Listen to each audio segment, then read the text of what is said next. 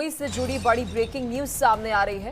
Lawrence Bishnoi gang का Gurkha Aditya Jain Dubai से arrest हुआ है। दुबई से जयपुर लाया गया है लॉरेंस गैंग का बड़ा गैंगस्टर। धमकी वाले कॉल्स का मास्टरमाइंड है आदित्य जैन। बहुत बड़ी खबर आपको बता रहे हैं। राजस्थान पुलिस की एंटी गैंगस्टर टास्क फोर्स ने ये गिरफ्तारी की है। लॉरेंस गैंग के बड़े नामों में शामिल था आदित्य जैन। इसे गिरफ्तार किया गया है। आरोपी आदित्य जैन उर्फ टोनी को टीम ने बता दें दुबई से जयपुर लेकर पहुंची है, जिसके बाद से उसे कड़ी सुरक्षा में पुलिस हिरासत में ले लिया गया है। आरोपी गैंग के लिए विदेश में बैठकर धमकी के कॉल अरेंज कराता था। गैंग के कंट्रोल रूम के तौर पर वो काम करता था। टोनी गिरोह द्वारा की गई जबरन वसूली, गोलीबारी सहित कई मामलों में वांटेड भी था। आदित्य जैन उर्फ Tony Lawrence Rohit Godara gang का एक बड़ा चेहरा माना जाता है, जो पर्दे के पीछे से गैंग की गतिविधियों को चलाता था, ऑपरेट करता था। टोनी की गिरफ्तारी लॉरेंस रोहित गोदारा गैंग के लिए एक बड़ा झटका माना जा रहा है। उसकी गिरफ्तारी से गैंग की कम्युनिकेशन चेन टूटने की भी संभावना है, जिसके कई और मामलों पर खुलासा अब हो सकता है। ये बहुत बड़ी खबर आपको बता रहे हैं। इस खबर पर और अधिक जानकारी के साथ मेरे सहयोगी रजनीश हमारे साथ जुड़ चुके हैं।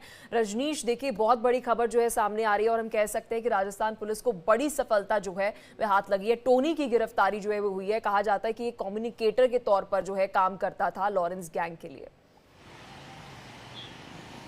देखिए पलक, राजस्थान की एजीटीएफ जो विंग है उसने टोनी को यूएई से गिरफ्तार किया है। और अगर बात की जाए टोनी की, तो टोनी लॉरेंस बिश्नोई और जो रोहित गोदारा गैंग है उसका जो कंट्रोल रूम के रूप में काम करता था यूएई के अंदर।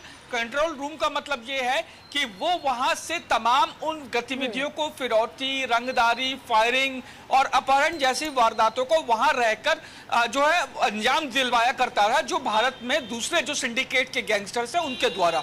इसके अलावा जो टोनी है वो वहां से डब्बा कॉल भी किया करता था। डब्बा कॉल का मतलब होता है कि मान लीजिए कोई गैंगस्टर ने भारत में रहकर ही किसी भारतीय को अगर धमकी देनी है तो वो पहले यूएई कॉल करता है और यूएई में जो टोनी है वो उसे डब्बा कॉल के जरिए ट्रांसफर कर देता है भारत में। यानी भारत में ही गैंगस्टर बैठकर भारत के ही किसी शख्स को अगर धमकी भरा कॉल करता है तो जो पीड़ित होता है उसके नंबर पर यूएई का जो आईपी एड्रेस है वो शो होता है। तो ये लगता है कि ये जो कॉल है वो यूएई से या दुबई से या कहीं और से आया है।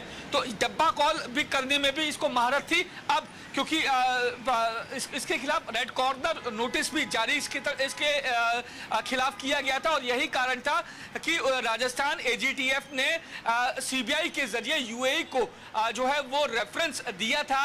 जो इंटरपोल का जो रेफरेंस था वो यूएई को दिया था सीबीआई के मार्फत। उसके बाद यूएई ने टोनी को वहां पर गिरफ्तार कर राजस्थान पुलिस को इन्फॉर्म किया और राजस्थान पुलिस ने यूएई जाकर टोनी को गिरफ्तार कर लिया। तो कहीं ना कहीं लॉरेंस बिश्नोई गैंग और रोहित गोदारा गैंग सिंडिकेट का ये अहम सदस्य था जो डब्बा कॉल करने में जिसे महारत हासिल थी। इसके अलावा ये कंट्रोल रूम के रूप में भी वहां पे काम कर रहा था। जी रजनीश, हमने एक बड़ी कवरेज जो है वो लॉरेंस बिश्नोई को किया और अक्सर हम ये जिक्र करते थे कि लॉरेंस बिश्नोई जो है वो जेल में बैठकर कैसे वो कॉल ऑपरेट कर लेता है। एक बड़ा रहस्य जो है वो बना हुआ था, एक बड़ी थ्योरी थी कि जो हम खुद ही सॉल्व नहीं कर पा रहे थे। और अब कह सकते हैं कि एक बहुत बड़ी सफलता जो है वो पुलिस के हाथ लगी है, क्योंकि लगातार हम चर्चा कर रहे थे कि ये कॉल्स कैसे ऑपरेट हो रही हैं। अब आगे जो इन्वेस्टिगेशन है उसमें बहुत सारी चीजें निकलकर सामने आ सकती है। अब जबकि टोनी की जो गिरफ्तारी हुई है उसके बाद लगातार जो है टोनी से पूछताछ की जाएगी कि इस गिरोह में और कितने लोग शामिल हैं जो डब्बा कॉल के जरिए लॉरेंस बिश्नोई के कहने के बाद टोनी को यूएई में कॉल करते थे। उसके बाद टोनी उस कॉल को डब्बा कॉल के जरिए भारत या किसी और देश में ट्रांसफर करता था ताकि आईपी एड्रेस जो है वो पता न चल सके। और इस मामले में टोनी की सहायता और कौन कौन लोग कर रहे थे, कौन कौन लोग के सिंडिकेट इस समय बाहर हैं, कहां कहां एक्टिवेट हैं, किन किन को धमकी दी जाने वाली थी, लॉरेंस का आगे क्या प्लान था, रोहित गोदारा किस तरीके से टोनी के जरिए धमकी भरे कॉल करवा रहा था। ये तमाम ऐसी चीजें हैं जिनको लेकर राजस्थान की जो एजीटीएफ जो पुलिस है वो अब टोनी से पूछताछ करेगी और बहुत मुमकिन है कि आने वाले समय में न सिर्फ राजस्थान से बल्कि देश के अलग अलग राज्यों से और भी कई गिरफ्तारियां हो सकती हैं। रजनीश, टोनी का पूरा बैकग्राउंड क्या है? क्या कोई क्रिमिनल बैकग्राउंड है या फिर सिर्फ ये कम्युनिकेटर के तौर पर ही काम करता था? देखिए, जो टोनी है वो पहले भारत में ही रहता था और यहाँ पर लॉरेंस बिश्नोई गैंग सिंडिकेट के लिए भी यहाँ पर उसने कई वारदातों को अंजाम दिलवाया था। ये बेसिकली एक मीडिएटर के रूप में काम किया करता था और जब इसका नाम कई वारदातों में, चाहे वो अपहरण हो, फायरिंग हो या फिर फिरौती हो या हत्या हो, इन तमाम चीजों में जब इसके खिलाफ जो है वो मामले दर्ज हुए तो उसके बाद ये भारत छोड़कर बाहर भाग गया, जिसके बाद इंटरपोल की तरफ से रेड कॉर्नर नोटिस इसके खिलाफ जारी किया गया था और तभी से लगातार तमाम एजेंसीज इसको ढूंढ रही थी। अब जब इस टोनी के बारे में जब राजस्थान की एजीटीएफ पुलिस को पता लगा तो एजीटीएफ पुलिस ने अपने जो मुखबिर थे एजुकेशनल क्वालिफिकेशन क्या है? क्योंकि देखिए इतना आसान तो मालूम नहीं पड़ता कि आप, क्योंकि जब आप टेक्निक से इस तरह से कॉल कर रहे हैं तो इसके लिए मालूम पड़ता है कि आप बहुत बड़े हैकर रहे होंगे या फिर बड़ी कोई इंजीनियरिंग आपने करी होगी। एजुकेशनल क्वालिफिकेशन को या फिर किसी और का सहयोग ये लेता था?